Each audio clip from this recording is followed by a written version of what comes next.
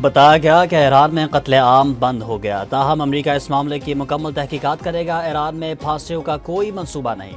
مظاہرین پر تشدد یا سزائے موت کا عمل دوبارہ شروع ہوا تو امریکہ سخت کارروائی کرنے پر مجبور ہوگا۔ امریکی صدر ڈونلڈ ٹرمپ کی اوول ہاؤس میں میٹنگ، کہا کہ وینزویلا میں جس شخص نے راز فاش کیا تھا اس سے گرفتار کر لیا گیا۔ وینزویلا امریکہ کو تیل فراہم کرے گا جس کی آمدنی دونوں ممالک کے فائدے کے لیے استعمال ہوگی۔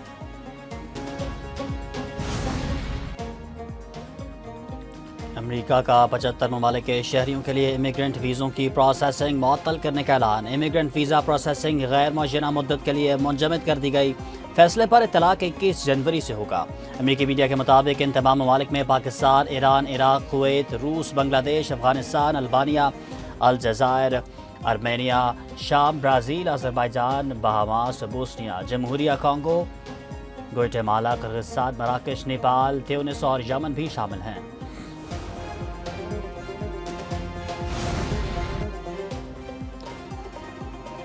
آئندہ 24 گھنٹوں میں امریکی حملے کا خدشہ۔ برطانوی اخبار ڈیلی میل کا دعویٰ، رپورٹ کے مطابق ایران میں امریکی فوجی مداخلت کے امکانات بڑھ گئے ہیں۔ ایران میں امریکی فوجی مداخلت اب ممکن دکھائی دیتی ہے۔ مختلف ذرائع کے مطابق ممکنہ فوجی کارروائی کی تیاریاں جاری ہیں۔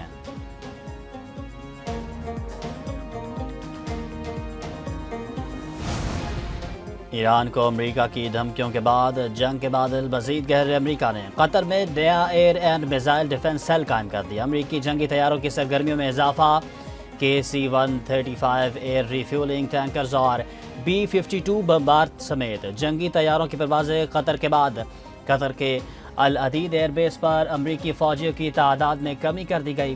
العدید ایئر بیس پر 10,000 سے زائد امریکی فوجی موجود تھے۔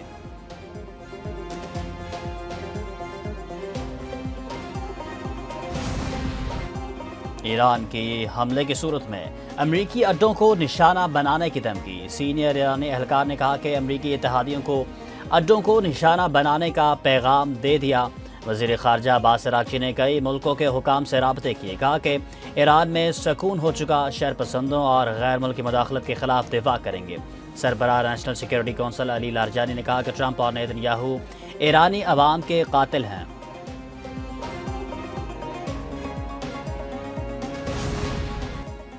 ایران میں پرتشدد مظاہروں میں ہلاک سیکیورٹی اہلکاروں کی نماز جنازہ ادا کر دی گئی۔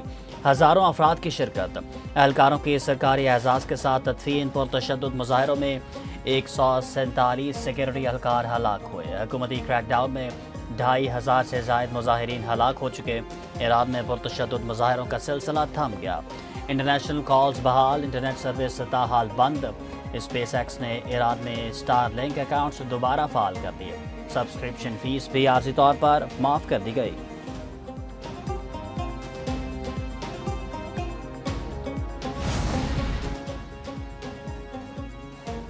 ایران کی عدلیہ کے سربراہ کا فسادیوں کے خلاف فوری کارروائی پر زور۔ غلام حسین محسنی کا تہران کے ایک حراستی مرکز کا دورہ، گرفتار فسادیوں سے گفتگو کی اور مقدمات کا جائزہ لیا۔ کہا کہ عوام، سیکیورٹی فورسز اور عوامی اور سرکاری مقامات پر حملے کرنے والے دہشت گرد ہیں۔ ان کو لازمی طور پر مقدمے اور سزا کے لیے ترجیح دی جانی چاہیے۔ حکام کچھ اہم شخصیات کے خلاف کھلے مقدمات چلانے کا منصوبہ بنا رہے ہیں۔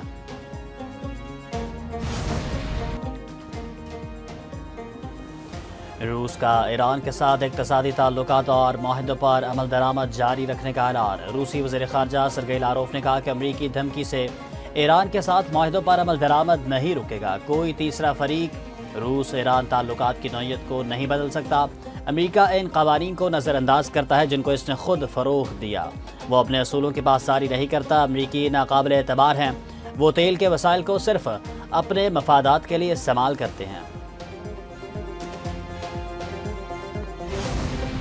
ایران سے پاکستانی شہریوں کا انخلاء گوادر سے متصل۔ سرحدی پوسٹ گبد رمدان سے پاکستانیوں کی آمد جاری۔ FIA حکام کے مطابق المصطفیٰ یونیورسٹی کے مزید 11 طلباء اور 33 زائرین سمیت 44 پاکستانی واپس پہنچ گئے۔ 3 دن میں ایران سے 142 طلباء اور 235 زائرین واپس پہنچے۔ دوسری جانب بھارت نے اپنے شہریوں کے ایران سے نکل جانے کی ہدایت کر دی۔ مخدوش صورتحال اور ٹرمپ کی دھمکیوں کے باعث کئی ملکوں کے شہری ایران چھوڑ چکے۔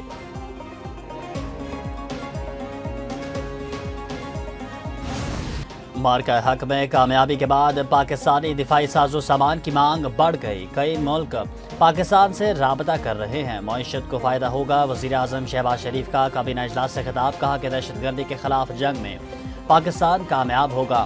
معیشت درست سمت کی جانب گامزن، لبرٹی فائنینشل سے MOU خوش آئند ہے۔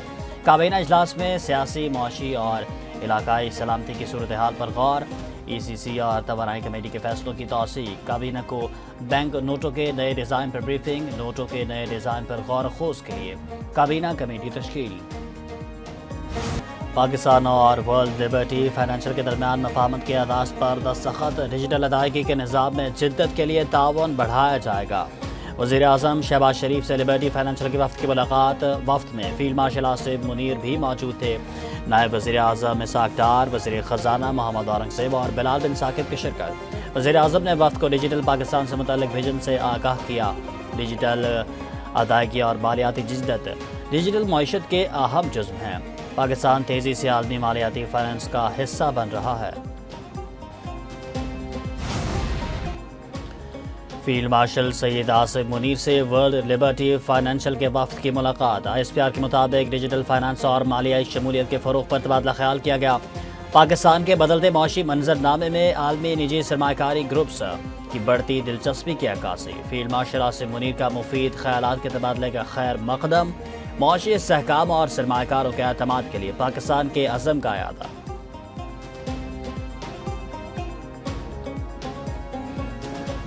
قوتیں چاہتے ہیں کہ وہ آپ کے صوبے کے حقوق پہ ڈاکہ ڈال کے آپ کے صوبے کے اختیار جو ہوتے ہیں یا وسائل جو ہوتے ہیں اس پہ ڈاکہ ڈالا جائے، اور اس بہانے پہ کہ سندھ حکومت نے کچھ نہیں کیا، چھوٹے صوبے نے کچھ نہیں کیا، اب سارے اختیار، اب سارے وسائل جو ہے وہ واپس اسلام آباد کو دیا جائے۔ اور میں سمجھتا ہوں اس بیانیہ، اس جھوٹا بیانیہ کا سب سے بڑا جواب جو ہے وہ تھرپارکر ہے۔ کچھ لوگ سندھ کے حقوق اور وسائل پر ڈاکہ ڈالنا چاہتے ہیں۔ تھرپارکر کے وسائل ہمیں خود استعمال کرنے کی اجازت نہیں، ہم صوبے کے عوام کے مفاد کا سوچتے ہیں۔ چیئرمین پیپلز پارٹی بلاول بھٹو کا تھرپارکر میں institute of engineering science and technology کا افتتاحی تقریب سے خطاب، کہا کہ تھرپارکر اور سندھ کے خلاف مہم چلائی جاتی ہے۔ تھرپارکر میں اتنا کوئلہ ہے جتنا سعودی عرب میں تیل ہے۔ تھرپارکر کی ترقی پورے پاکستان کی ترقی کے لیے ضروری ہے۔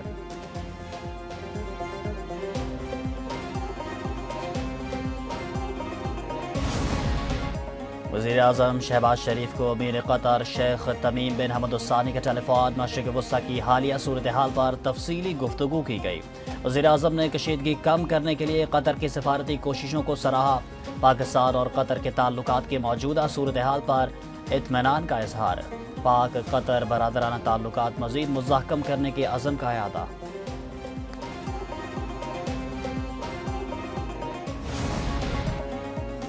اپوزیشن لیڈر کی تعیناتی، اسپیکر کو شعبہ قانون سازی کی بریفنگ۔ تحریک انصاف کی درخواست، کیسز اور دیگر امور سے آگاہ کیا۔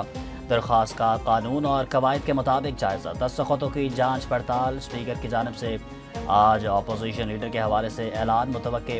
وزیر پارلیمانی امور طارق فضل کہتے ہیں کہ اسپیکر نے اجلاس میں اپوزیشن لیڈر کے حوالے سے قواعد و ضوابط بتائے۔